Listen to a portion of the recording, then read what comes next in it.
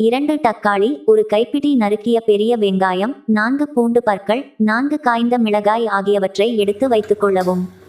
அடுப்பை பற்ற வைத்து சிறிது எண்ணெய் ஊற்றவும். எண்ணெய் காய்ந்ததும் தோல் உரித்த பூண்டு பற்களை போட்டு வதக்கவும். ஒரு கைப்பிடி கடலைப்பருப்பு சேர்த்து வறுக்கவும்.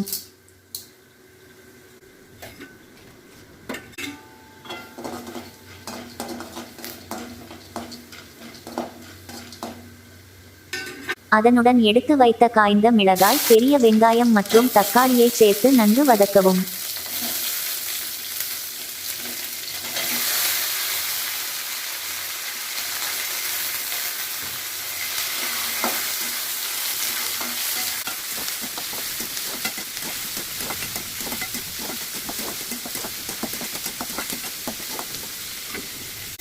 தேவையான அளவு உப்பு, ஒரு கொத்து கறிவேப்பிலை சேர்த்து வதக்கவும்.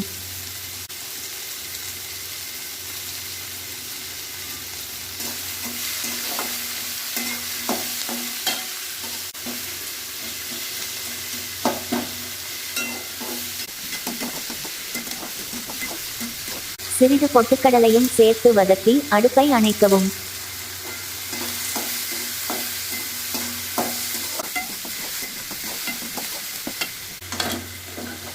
வதக்கிய பொருட்களை நன்கு அரைத்து எடுக்கவும்.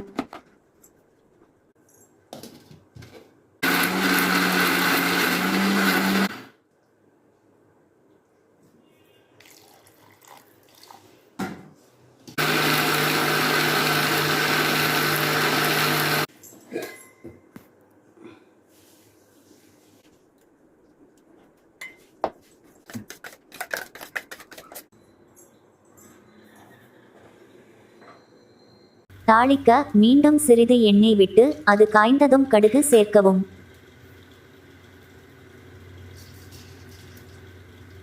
கடுகு வெடித்ததும் சிறிது பெருங்காயத்தூள் மற்றும் கறிவேப்பிலை சேர்க்கவும்.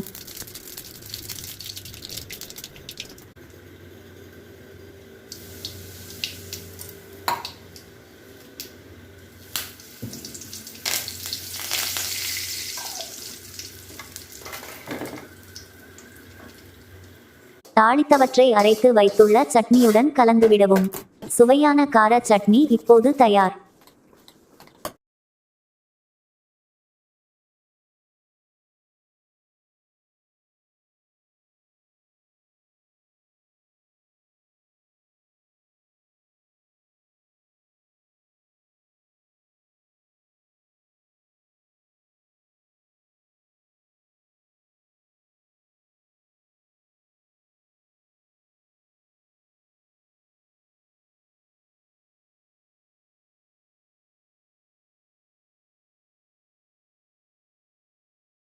இட்லி, தோசை மற்றும் சாதத்துடன் சேர்த்து சாப்பிட மிகவும் சுவையாக இருக்கும்.